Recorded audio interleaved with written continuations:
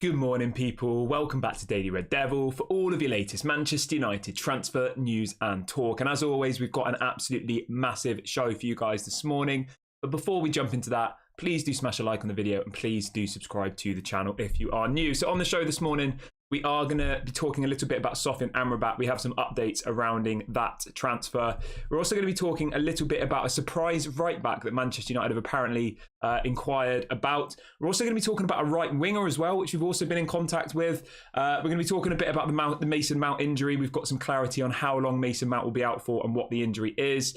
And we're also going to be just giving a bit of an overview of what we think the rest of the window will look like, who's going to leave, how much more money we think we can raise, and all the rest of it. As always, do get involved in the comment section. I try and make it as interactive as possible, so do get your thoughts in the live chat. Now, let's start off with Sofian Amrabat then. So there was a story that came out late last night from Corriere dello Sport, which is, of course, a massive Italian newspaper, media platform, whatever you want to call it, right? And they are reporting that Fiorentina have apparently now lowered their asking price for Sofian Amrabat to £21 million. So originally it was around 25 was what we were being quoted. Now they're saying 21. The price is dropping. And the reason the price is dropping is because he's not training with the team. He's training on his own, away from the main team, and he did not travel to the game tonight. They've got a Europa Conference League qualifier this evening. I can't remember who it's against, but the point is he didn't go to that game. He's not travelled, and the manager of Fiorentina has come out and spoken about it, and he said that ultimately he's not part of the squad. He's training on his own. He's not injured or anything, but he's just not... They think he's going, so they're not involving him in any of the game day squads, and he's not even training with the first team. So he's really, really pushing for this move. £21 million. If we don't get that deal done, that is an absolute disgrace. It really, really is. And anybody who's saying, where are we going to get the money from? Where are we going to get the money from? Well, if you actually work out the 3 players we've sold since we last bought a player. So our last signing was Rasmus Højlund, wasn't it? Now, since then, we've sold Fred for €15 million. We've sold Matis Kovar for €9 million. And we've sold Noam Emeren yesterday for €1 million. Okay? So we've sold 3 players in the last 2 or so weeks for a total price of €25 million. If you do a quick conversion, €25 million or 25 million euros equals £21.3 million. So my point here is we have the £21 million they're asking for because we've just sold 3 players for that amount of money. We have exactly that amount of money ready to go. Obviously, we've removed around £100,000 a week from Fred on his wages as well. We've also removed a tiny bit of wages from Matis Kovar and Emeren. Not enough to really help with this transfer, but £100,000 off the wage bill for Fred. That's around £5 million per year that's been removed in wages, as well as the £21 million that we've raised in sales. So anybody who's saying, where are you getting this money from? Why are we talking about this? You know, Manchester United said we need to sell to buy. Well, we have sold. We've sold 3 players.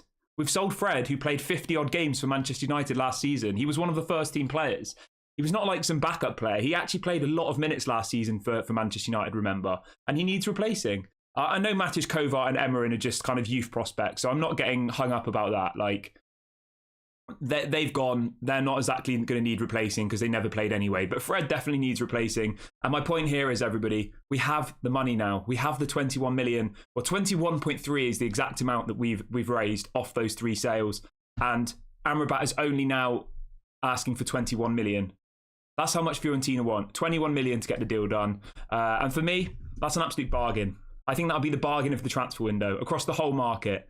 That'll be one of the best signings in the Premier League for that amount of money. When you see Romeo Lavia, who's had 1 season in the Premier League, going for 55 million, you see Moises Caicedo going for 100 million plus, Declan Rice going for 100 million pounds plus. You're getting a 26-year-old international who was incredible at the World Cup, has just got to a European final. I know it's only the Conference League, but he still got to a final. Had a great season for Fiorentina, available for 26 million pounds. I mean, it's a no-brainer for me, but let me know in the comment section. Do you think this deal is a good one? Do you think it's one that Manchester United should be doing? For me, it's 110%. Even when it was being 25, 30 million, I thought it was a great bit of business to do. So let's just hope that we get this one done. Let's really, really hope. I see 0 excuses for Manchester United not to do this now. And my reason for that we will discuss in a minute, but it obviously mainly lies around Mason Mount. Mason Mount is out for 4 to 6 weeks, apparently. That's what's been reported this morning.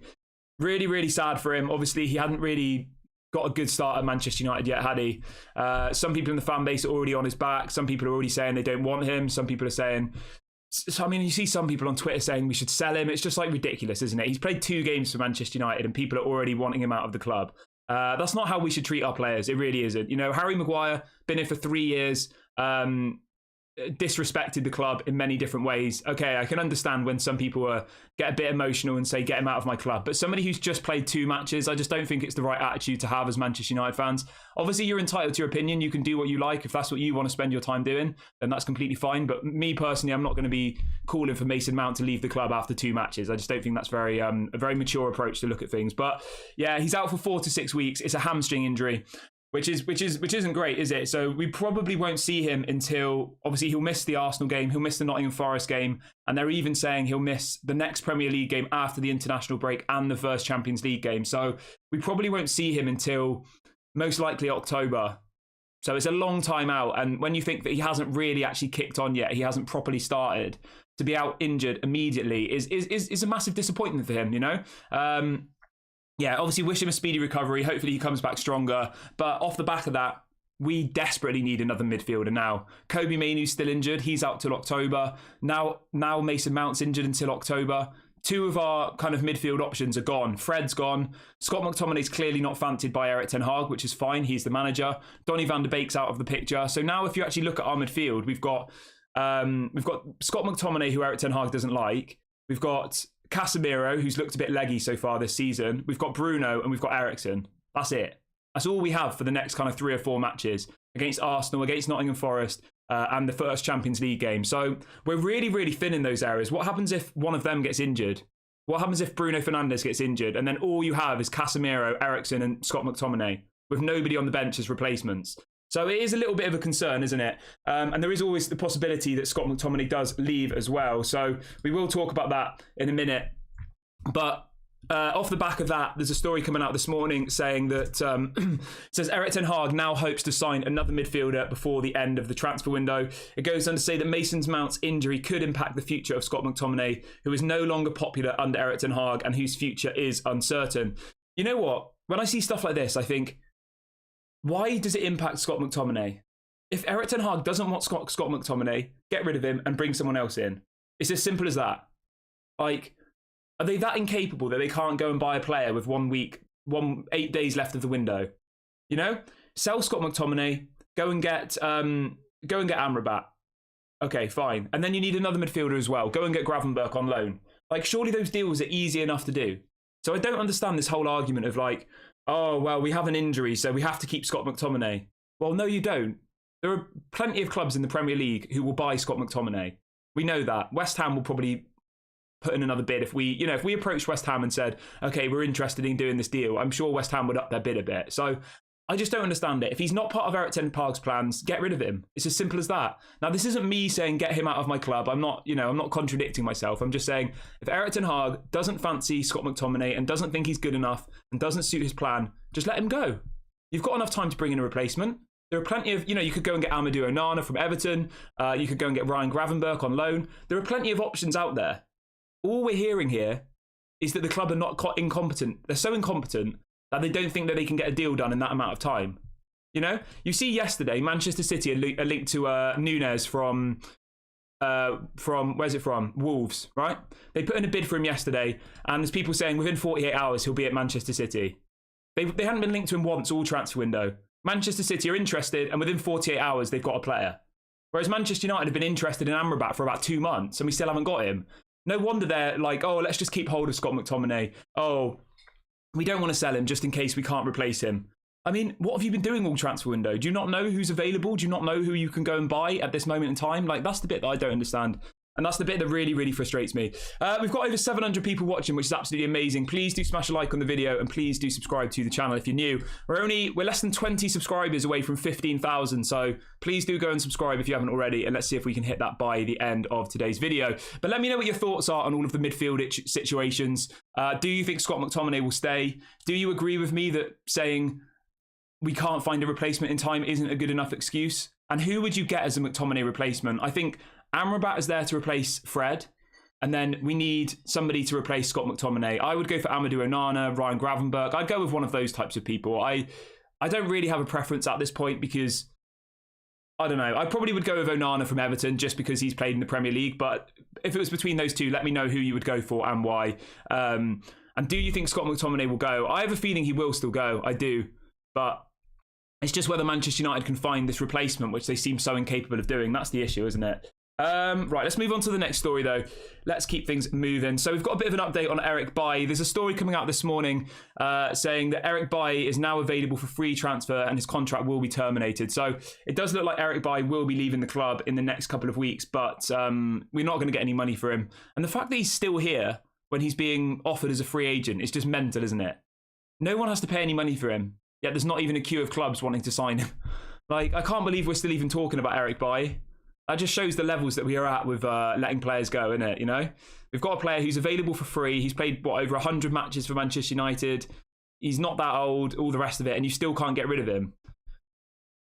Absolutely mental, isn't it? It really, really is. But I think at the moment it looks like Fulham are leading the race for him. But if there's no money involved, I don't really care where he goes. I really don't. Talking of outgoings as well, there's a bit of an update on Donnie Van Der Beek. This is coming out from Samuel Luckhurst in the Manchester Evening News, and he is reporting it is now uncertain if Donnie Van Der Beek will leave Manchester United after interest in the midfielder has now cooled down. So it looks like the Real Sociedad links have just completely disappeared. Yeah, I don't know. I don't know what's going to happen with Donnie Van Der Beek. He obviously wasn't part of the squad on Saturday. Eric Ten Hag came out after the game and said that Donnie Van Der Beek and Brandon Williams are not part of the plans, you know, so they're going to be moved on. But they can only be moved on if somebody wants to buy them. And at the moment, it doesn't look like anybody does. Obviously, Brandon Williams looks set to join Ipswich Town on loan with an option to buy. Okay, that's good. Get him out of the club. Get some... You know, Brandon Williams, right? I couldn't believe the amount of money that he's on. I know this isn't his fault. You know, Manchester United are the ones who paid these stupid wages. But Brandon Williams is paid... he's paid... Where is he? He's on around £3 million per year, Brandon Williams, which is absolutely mad, isn't it? He's on 65k a week. Like, who gave out that contract? £65,000 per week to Brandon Williams. Absolutely mental. And no wonder we struggle to get rid of people, you know? Let's look at this from the other side. Whoever's doing the job now, John Murtough, Richard Arnold, must be operating with their hands tied behind their back because people are saying, you know, get rid of Brandon Williams, get rid of Donny. But they're on such ridiculous money that no club is probably willing to even take them. So it's the same with Eric Bailly. I think Eric Bailly's on about 100 grand a week. So even Fulham, if they get him for free, they're probably like, well, he's injury prone. He'll probably barely play and we've got to pay him 100 grand a week. Is it worth it? I'm not sure, you know? That's the issue that we have. And the fact that we can't even get rid of people for free is just, it's just mad, isn't it? It really, really is. Yeah, so Eric Bailly's on £80,000 per week. Like, when was the last time Eric Bailly played for Manchester United? I can't remember. It must have been months ago. Right, where are we? Right, let's move on with some other stuff, though. Let's keep things moving on the show this morning. Right, so let's talk about this mystery right back. So there's a story coming out this morning saying that apparently Manchester United have contacted Wolves about signing right back Nelson Semedo. Now, this is somebody I really, really like. He is a quality right back. Is he better than Wan-Bissaka? Yes, going forward. Is he better than Dalot? Probably a little bit better. Obviously, he's a lot older. He's 29 years of age. He plays for the Portuguese national team, as we all know. He's won quite a lot of trophies in his time, so he's a bit more experienced than, you know, the other two that we have. Obviously, they bought him from Barcelona, didn't they? He would be available for somewhere around 30 to 40 million euros, which seems like quite a lot for a 29-year-old. I'm not sure about this one. Obviously, if either Wan-Bissaka or Diogo Dalot were leaving, then I think he'd be an okay replacement. He probably wouldn't be my first choice. I probably would go with Jeremy Frimpong or someone like that. But I wouldn't be upset, let's say, if Nelson Semedo came in. But let me know what your thoughts are on Nelson Semedo. Do you think he would be a good addition to the squad? And if you did, who do you think he would replace? That's the thing that troubles me. I wouldn't want to get rid of Wan-Bissaka. And Diogo Dalot, I think at the moment, he's not there. But I think he's going to go on to be a really, really good player. I know he's not as young as some people think. Diogo Dalot is 25 now. I remember when he first joined and he was like early 20s, wasn't he? And everyone was really excited about him. Sorry, he's 24 years of age. So he is still young. I think Diogo Dalot is one of those people that over time will become a really, really good player. But I think just at the moment, he's battling for the #1 squad spot with Aaron Wan-Bissaka, isn't he? It's a bit difficult for him to get into the first team. But let me know what you think about Nelson Semedo. Somebody in the chat saying, bring Estupiñán in from Brighton, get Luke Shaw out. Estupiñán is an unbelievable player. Absolutely unbelievable. I mean, that just shows how good Brighton's recruitment team is, right? They get rid of Cucurella to Chelsea for what was it, 50, 60 million pounds? And then they go and bring in Estupiñán for around 10 million. And Estupiñán is a way better player than Cucurella. I'd say he's probably the best left back in the Premier League at the moment in time, isn't he? Estupiñán, absolutely unbelievable. But yeah, for me, the right back position is not a priority. I'm happy with Diogo Dalot. I'm happy with Wan-Bissaka. So I don't really see why Manchester United are exploring a right back option. Maybe one of them has said they want to leave. We don't know what's going on behind the scenes. Obviously, we'll have to wait and see what happens with that one. But I would be very, very surprised if Manchester United do push through a deal for a right back when we need a striker, we need a midfielder, we need a centre back, and all the rest of it. So let me know what you think about that one. Would you go for him? If you did go for him, who would you sell? Because obviously you're not going to keep Dalot and Wan-Bissaka. Although I've just had a thought. Now, obviously, left back, we've got Luke Shaw. The backup left back is Malacia, who's injured. I think Malacia is going to be out for around 2 or 3 months. So after that, you've got Brandon Williams, who's leaving. And then you've got Alvaro Fernandez, the young left back, who's also leaving. So at the moment, there isn't going to be a backup left back. Now, the reason I mention this is because Diogo Dalot also plays left back. So maybe Erik ten Hag's thinking, right, I'm going to move Diogo Dalot over to the backup left back behind Luke Shaw and then bring in a new right back. Maybe that's what he's thinking. And maybe that was why he was so interested in Benjamin Pavard, because he knew that Malacia was going to be out for a long time. He knew that Brandon Williams was going to go, and he knew that Alvaro Fernandez was going to go. And he thought, well, if we let those two people go, we'll then move Dalot over to the left and we'll bring in a new right back. Maybe that's what he's thinking. I'm not really sure. Let me know what you think about that theory. Because obviously if those 3 players go, Brandon Williams, Alvaro Fernandez and Malacia is injured, we need a new left back. We do, because we don't have any options then. We can't go into the season with just Luke Shaw as the only left back. So maybe that's what he's thinking. I'm not entirely sure, but let me know what you think in the comment section.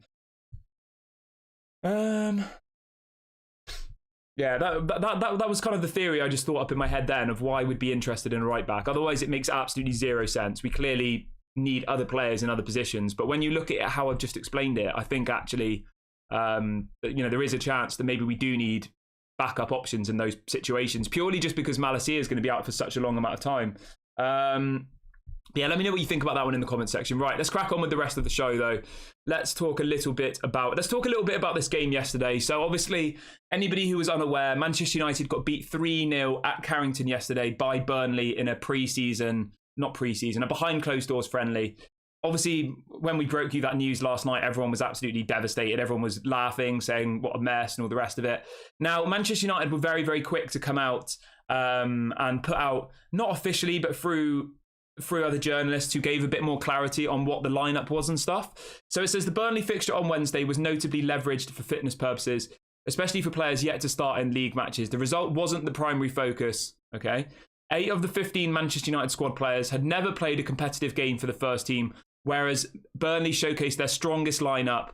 So, yeah, they're already trying to cover their backs a little bit, aren't they? Saying that, Burnley put their first team out, Manchester United put their kind of reserves out, and 8 of the 15 players had never played for Manchester United in the past. But the thing you have to remember there is there was still Martial, Donnie Van Der Beek. All of these people were still involved in that team. All of our backup options, Scott McTominay, were still part of this team yesterday that lost 3-0 to Burnley. And that just shows where our squad depth is at this moment in time. When you compare that to Manchester City, when you compare that to Arsenal, to other teams at the top of the Premier League, their squad depth is so much better. And the fact that our B team, our reserve team, whatever you want to call it, lost 3-0 to Burnley, it doesn't really paint a good picture, because what happens if Bruno gets injured? What happens if Casemiro gets injured? Then quite quickly, those B team players are having to start every match for Manchester United, aren't they? And that's what my point was with the midfielder.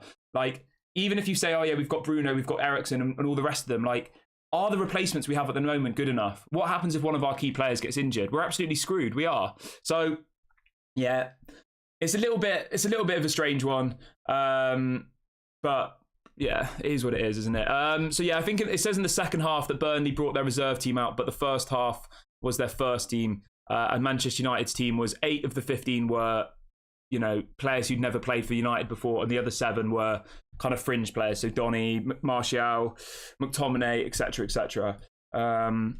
You know what though? Let's give them a bit of credit. Like Burnley's first team are actually decent. They hit the points tally yesterday in the Championship, didn't they? So fair play to them. I know it's just a friendly, but it is what it is. Right, let's move on to the next story though. So we've got a bit of a story coming in about a potential signing in the right wing position. Now, this is somebody who I've not heard of, I'll be honest. His name is Jeremy Pino, plays for Villarreal. And the story says Manchester United have been looking at Villarreal winger Jeremy Pino. His representatives have offered him to Manchester United. I mean, is that a very good look? If someone's agent comes knocking and says, do you want my player? I'm not sure. I mean, as I said, I've not watched this guy play before. He's 20 years of age, plays for Villarreal, Spanish international. I don't know. If anybody in the chat knows much about this guy, let me know. I'm not going to sit here and pretend that I watch him every single week because I simply don't. He can play right mid, left mid, and he can play as striker. He looks like he's quite a fast. I'm just looking at his on Transfer Market. He looks like a fast player. Where is he? I don't know. I'm not too sure about this one. We know that Erik ten Hag wants to sign someone in the attacking area, so maybe this is somebody that we go for. But he's available for around 40 million euros, which sounds like a lot of money. He's already in the Spain international team, which is obviously pretty good at his age, being only 20 years of age. He's played 11 times for Spain. He's got 2 goals. His contract's still 2027, so he's got about 4 years left on his deal. So he's definitely not going to be cheap. Let me just have a look. So he's played 91 matches in La Liga already at the age of 20, which is quite impressive for a 20-year-old. But yeah, let me know in the comment section. Has anybody heard of this person, Jeremy Pino? He's new to me. I mean, it's not great. Last season, he played 36 matches in La Liga. He got 4 goals and 6 assists. So his goals and assists was less than what Antony's was last season. So I don't really know why you'd bring in somebody who's, in my opinion, not a better player. But let me know in the comment section. Maybe some of you are like, this guy's incredible, we have to go and get him.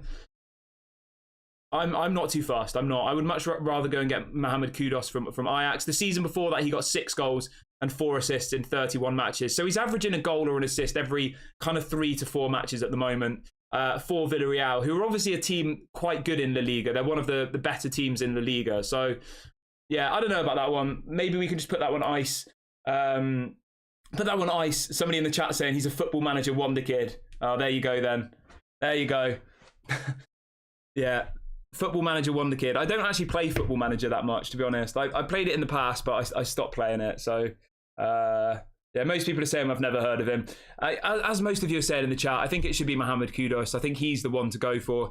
We have got a bit of a story coming in about Mohamed Kudus, actually, although it is linking him to West Ham, unfortunately. But we will jump into that now. So, Fabrizio Romano is reporting that West Ham are really close to completing a Mohamed Kudus deal with Ajax after sending new formal bid tonight. It says that the deal is worth 45 million, including add-ons. 45 million euros, including add-ons. So, I mean, what's that in pounds? 38 million pounds. Like, Manchester United need to be in that. Let's all just take a deep breath here, right? 38 million pounds for Kudus, 21 million pounds for Amrabat, and Gravenberch as a free agent. As a loan. That is a total of 59 million pounds on 3 more signings. 59 million, right? We've just raised 25 million from selling Fred, Matic Kovar, and Noam Emeren, 25 million. And you go and sell Scott McTominay for 35. That's 60 million in the bank.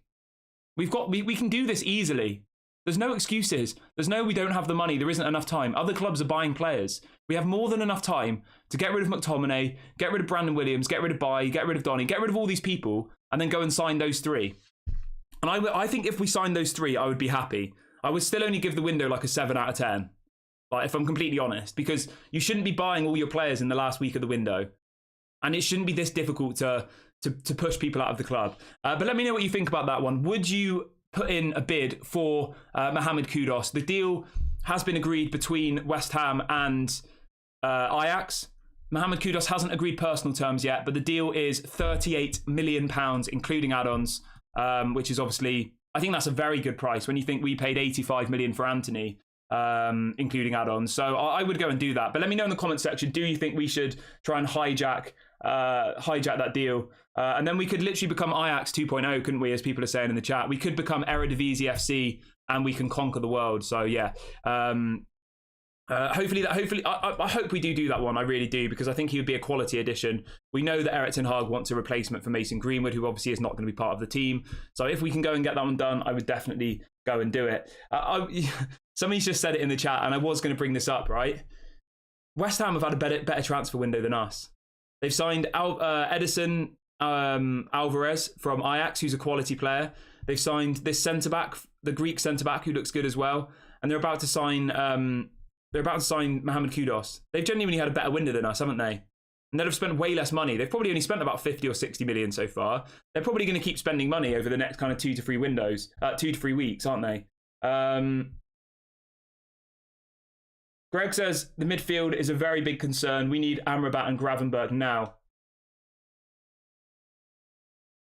Yeah, I agree, mate. We do. We need 2 or 3 more signings minimum. And even then, I'm not going to sit here and say if we get 2 signings, we're going to win the Premier League. I think we need 2 signings just to compete in the top 4.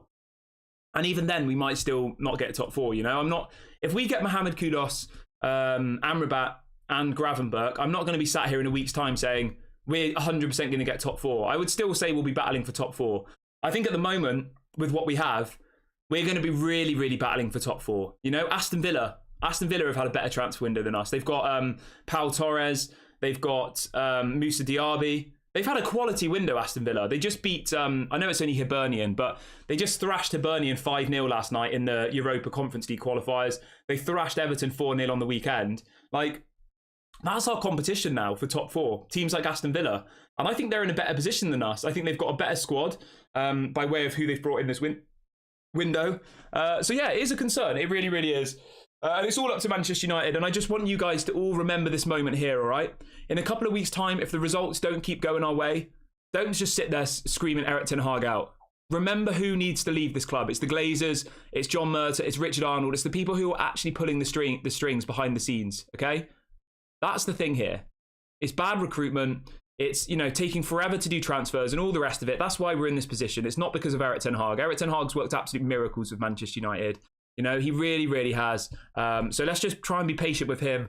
And if you do want to channel any anger, it should be at the Glazers. It should be at the people actually doing those deals, not at the man who's, you know, there to train the players. That's his job. We've got over 1,100 people watching this morning, which is absolutely amazing. Big ups to everybody watching today. Please do smash a like on the video and please do subscribe to the channel if you are new here. We're 7 subscribers away from 15k, so please go and subscribe if you are new. And yeah, that would be really nice to hit that by the end of the video. And I will read out a couple of your questions in a minute, so if you do have a question, get it in the comment section and I will read it out before the end of the video. Right. Now, we've got a really, really quick story about the takeover. This is coming out from Sky Sports. Obviously, Neil Custis yesterday, obviously briefed by the club to try and silence some of the supporters. Neil Custis put out the story yesterday, didn't he, saying that a £6 billion deal was now close with Qatar, blah, blah, blah, which we all said was probably just a distraction to try and get people to stop protesting, right? Now, Sky Sports have been talking about it, which I think's, again, I think it's more legit than Neil Custis. Sky Sports have said senior figures in the football department at United are in the dark about what is happening with the takeover.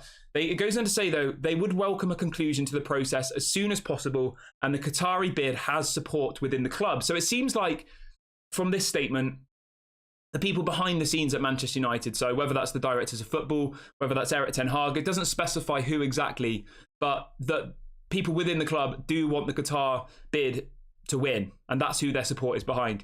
It does, however, go on to say that Sheikh Jassim's team are aware of the rumours that he is close to buying Manchester United, but as far as he is concerned, the situation hasn't changed. The offer is still on the table, and it's up to the Glazers to decide. So this story that came out from Neil Custis yesterday, as we all expected, has been completely written off as lies. What a surprise.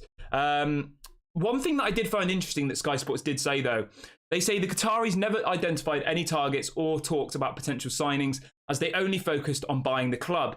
However, the transfer window would have been different for Manchester United had the club been sold. Now, I thought this was really interesting, this point, and I did a bit of research after seeing this quote come out. And apparently, if Qatar had come in this summer, Manchester United would have been able to spend an additional 70 million euros about £60 million on players and still been within the financial fair play restraints. And the reason, and that's not including any sales or anything, that's just purely based on money they could spend without having to raise any money. And the reason for that was because obviously if they cleared the debt, they wouldn't have to be paying the debt repayments against the club and all of the rest of it. So at a bare minimum, if Qatar had have taken over at the beginning of the transfer window, we would have had an extra £60 million on top of what we've spent already. I think we've spent about 160 already. So we could have spent about 220 million plus whatever we'd have got in sales. So when you look at it like that, you could have got Victor Osimhen, you could have got Onana, and you could have got Amrabat, all for that amount of money, or Harry Kane, or whoever it is you wanted. So it would have been a completely different window. I know it's completely hypothetical at this point, and I know some of you are probably frustrated hearing that, but I just want you to remind yourselves of that the reason that this transfer window has gone how it is because of the Glazers, because of John Murtaugh, it's because of Richard Arnold, it's not because of Erik ten Hag, okay? Erik ten Hag isn't at fault for this. We know how difficult it is for Manchester United managers to get the players they want. I'm convinced that half the time these players are almost forced upon them a little bit, and they have to get whatever's available. They don't get their first choice options and they end up with the second choice, sometimes the third. We know he wanted Kane, we know he wanted Osimhen, he ended up with Rasmus Højlund. You know how it goes. So I just wanted to remind you guys of that, just to try and bring a little bit. Yeah, as somebody says in the chat, the debt repayments yearly instalments is more than £105 million. I mean, that just sums it up, doesn't it? Each year, we pay over £100 million in debt repayments, which could be spent on transfers, it could be spent on players. And as we all know, the Glazers have taken out £2 billion from the club in the last 18 years, whether that be from debt repayments, whether that be from dividends. Imagine if we had £2 billion extra in our bank over the last 18 years. It would be a completely different thing. We would never need this super wealth. We would be able to just live on the money we make. We would be able to be self-efficient. We would, but unfortunately we've gone past that point now, and we have to get super wealth. We need to clear the debt. That's the only way. It's the only way that we can move forward, unfortunately. Because I would have loved it if we could have been one of those clubs that just lived off its revenue every single year, and we kept building and we were successful on the pitch, and we didn't have to go down the kind of really, really wealthy ownership model. But that's just the position we're in now, isn't it?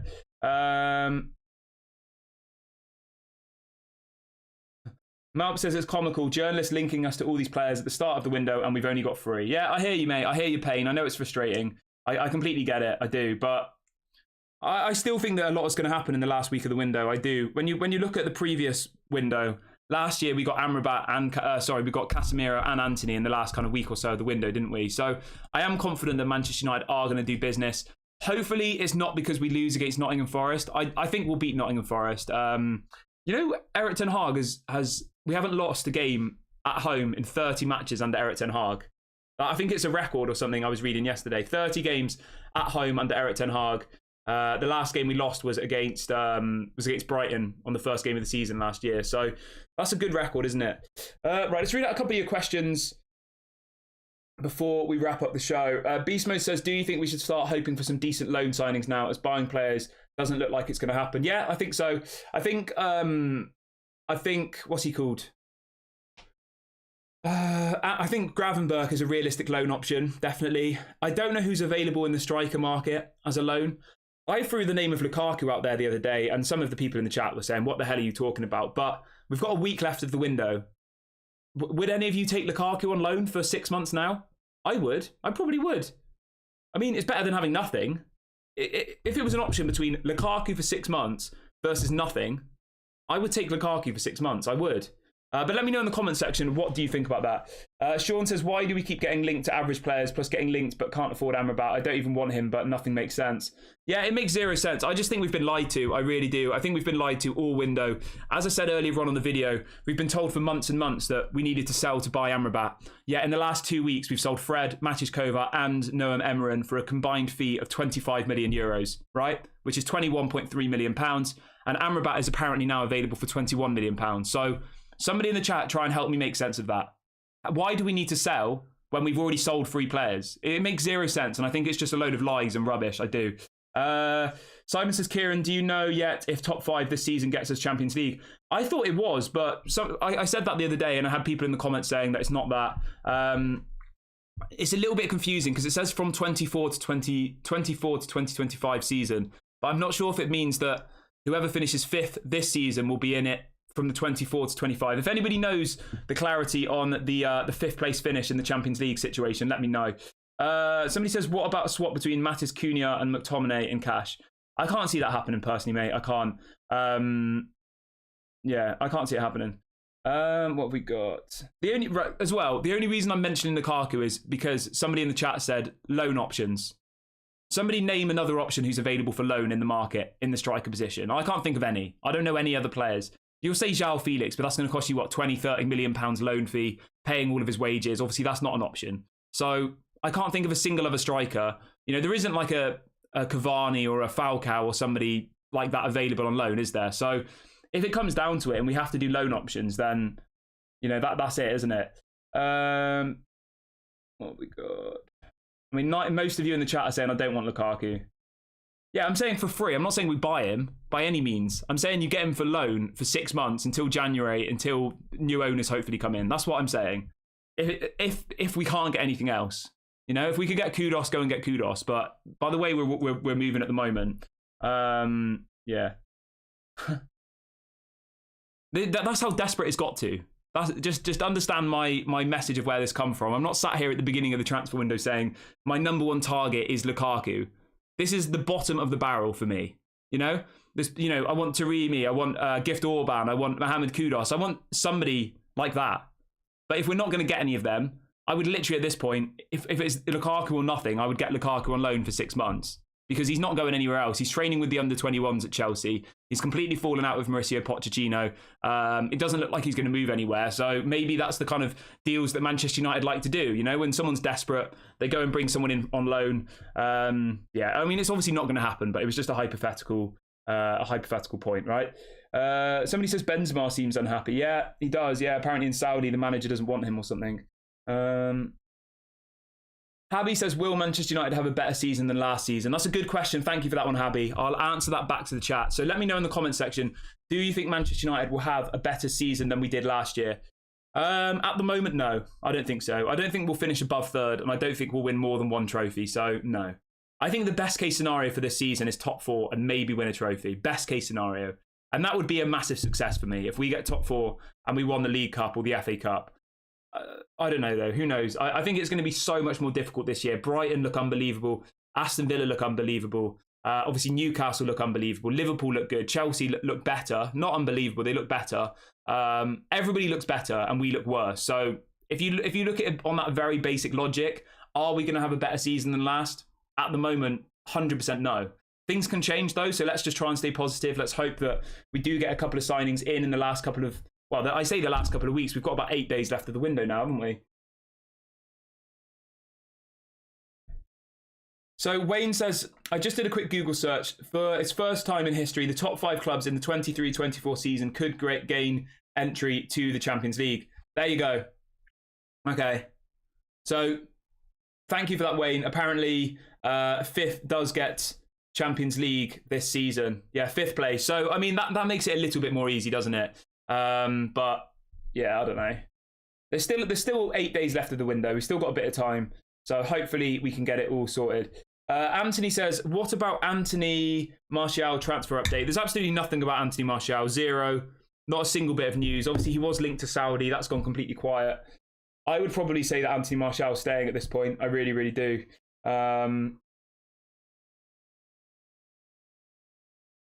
JGA says, do you think Jeremy Frimpong is better at right wing for us than right back because he's not that good at defence, but really good attacking? Yeah, I would love to see Jeremy Frimpong. I think he'd be quality, especially if we've played 3 centre-backs and had, was it a 3-4-3? Yeah, 3-4-3. If we played a 3-4-3 formation, yeah, I think Jeremy Frimpong would be quality in that. And I think Luke Shaw would be good as the kind of left wing back because he's really good attacking and he's good defensively. So yeah, I mean, if Jeremy Frimpong's an option, I would definitely look to try and get that one in. But whether he is or not, I think that maybe that's a deal for January or for next summer when we get new owners. I can't imagine that happening right now, personally. King Stash says Lukaku is better than Rashford. I'm not going to lie. Oh god.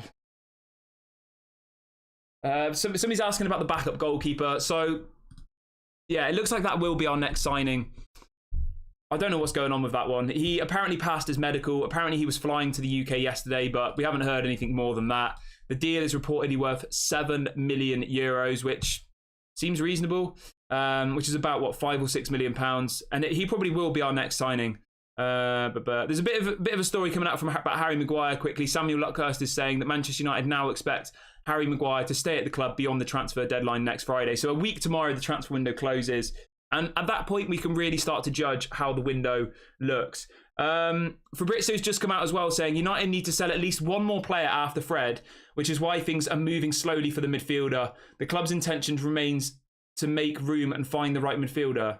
I mean, that doesn't make any sense. We've just spoke about this. I would love to actually speak to somebody and try and understand the mass of what they're working out here. Why do we need to sell another player? We've just sold Fred, we've just sold Matic Kovar, and we've just sold Noam Emeren. We've just raised €25 million, and Atalanta want €25 million for Amrabat. Why do we need to sell another player? It doesn't make any sense. It makes zero sense.